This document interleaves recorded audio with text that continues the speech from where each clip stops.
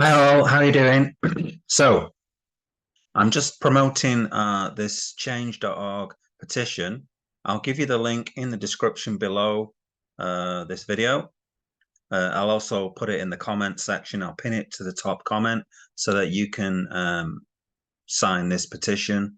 So I don't think you have to have been scammed by them, but maybe you know somebody who has. But if you have been scammed by them, then I'd advise you to fill in the petition. So it's ITP, Ponzi scam, prosecute, seize assets, and refund victims. So if we have a look at this, so why this petition matters, started by Syed Abbas. I hope I said your name right there. I've been personally affected by the unregulated financial apps that are allowed to be promoted by Google Play and Apple app stores. Some of my family members have fallen victim to these deceptive applications, lured in by promises of high returns, only to lose their hard-earned money. These apps vanish without a trace after collecting investments from unsuspecting users. So that's another thing. Google Play and Apple are kind of complicit to some extent in um, spreading the Ponzi scheme by letting these apps be uploaded to the store, because the very fact that these apps can get put up on the store, it kind of confirms that they're decent apps. Okay.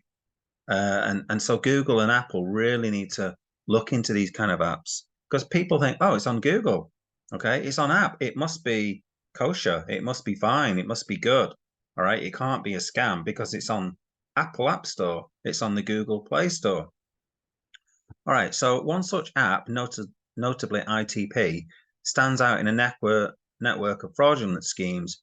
I painstakingly compiled evidence, unveiling the intricate deceit woven into its operations. Astonishingly, the app had local representatives in the UK, like fakih Mahmood Subedar, also known as Mr. Mac, the UK leader of this Ponzi scam and former head of Softply Limited, based at 18 Briarmeads, Oadby, Leicester, Leicestershire, United Kingdom, LE2 5WD, orchestrated recruitment events and prominently showcased prize winnings on the ITP's official channel.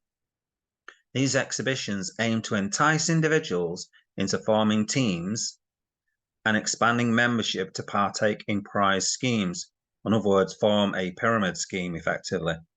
Subedar amassed considerable wealth through this deceptive enterprise, evident in one of his linked withdrawal accounts. Additionally, Subedar committed a serious offence by organising a public event with over 700 attendees. And that video is on the internet.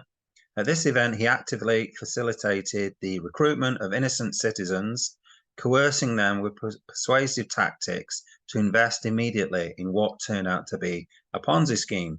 Okay. Notably, he conducted these activities without having a registered company in the UK for such ventures, lacking any approvals from authorities. Astonishingly, this occurred under the purview of Leicester Trading Standards and FCA, yet no action was taken. Despite reports from multiple individuals alerting authorities prior to its occurrence, no discernible action appears to have been taken regarding the event. Billy Horncastle, second in command after Mac Subedar, actively facilitated early recruitments into this Ponzi scam, dating back as early as June 2023.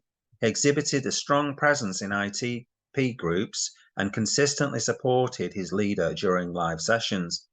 A thorough investigation to this case would likely uncover substantial evidence suggesting their orchestration of this Ponzi scam, wrapped up within a year with the belief that repercussions would never catch up to them. Another significant player in this scheme was UK recruiter Charlie Wildish, who vigorously promoted the scam through an online YouTube channel before abruptly deleting all content post-exposure of the scam. Indeed, I've covered Charlie.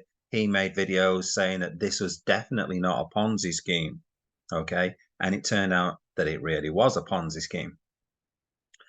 Fortunately, I possess video evidence predating this deletion. Despite attempting to obscure his involvement, Wildish's long-standing venture, Bunkai Jutsu.com can be traced back to him, shedding light on his deeper connections to the scheme. A wealth of evidence indicates these individuals operated as an organized syndicate, systematically defrauding and siphoning money from unsuspecting citizens. Additionally, there exists a comprehensive list of group administrators purportedly affiliated with ITP staff, whose information can be provided to authorities upon request. So these orchestrators meticulously designed events, created videos, and manipulated innocent citizens to lure unsuspecting individuals with the promises of lucrative opportunities. Okay, too good to be true, I guess. However, this deceptive front crumbled swiftly. Following these recruitment efforts, the app rapidly siphoned users' funds, vanishing within a month. Okay, so it pretty much finished at the end of November 2023. This coordinated deception, seemingly implicating local reps, has inflicted significant financial harm on individuals across multiple countries, extending, and that is very much true, across multiple countries, because they were creating apps with different languages. So clearly they were in different countries. Extending beyond the confines of the UK, I strongly advocate for a thorough investigation by UK authorities to ensure accountability for these recruiters' actions and prevent further exploitation of innocent individuals. Yeah, and the exploitation is still going on, where they're asking for money to port their accounts onto a different platform, and it's just continuing the scam and continuing the money grab.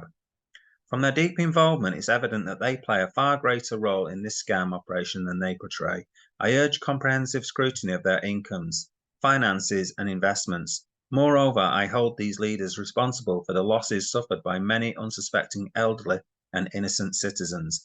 Indeed, yeah, many people, individual mums, single mums, nurses, I'm guessing every profession under the sun, a lot of workers in Sunderland, car factory and things like that I've seen on the news. The lack of regulation allows such fraudulent activities to thrive. It's time for the UK government to step in and protect its citizens from these predatory practices. We call upon them to pass a law requiring all financial apps promoted by Google Play and Apple App Stores be fully approved by the Financial Conduct Authority before they can reach consumers. That is a great idea. According to Action Fraud, the UK's National Reporting Centre for Fraud and Cybercrime, victims lost an average of $45,000 each due to investment scams in 2020. This is not just about protecting individual investors, it's about safeguarding our economy from potential systemic risks posed by unregulated financial technology. We need your support now more than ever. Sign this petition today and help us urge the UK government into action against these fraudulent financial apps. Please do not forget to verify your email address after you sign the petition. Okay, so thanks very much for that. If you could fill in this form, and clearly you don't have to be in the UK because you've got a drop-down menu for your country.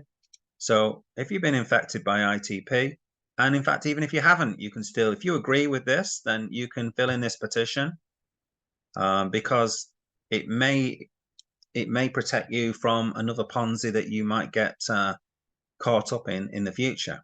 Okay, if we can get these apps off Google, if we can check out these apps in Google Play and Apple Store to make sure they're legit before going ahead, then that'll save a lot of people a lot of headaches and a lot of financial difficulty going forward. Okay, so thanks very much for listening.